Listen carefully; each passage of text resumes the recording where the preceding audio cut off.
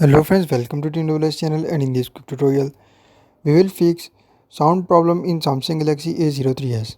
So before you starting video, don't forget to subscribe and also press the bell icon for my latest videos. So to fix Samsung Galaxy A03s sound problem, simply first of all you just need to go to settings. So first of all just go to settings and watch complete video and follow every single step as I'm showing you in this video.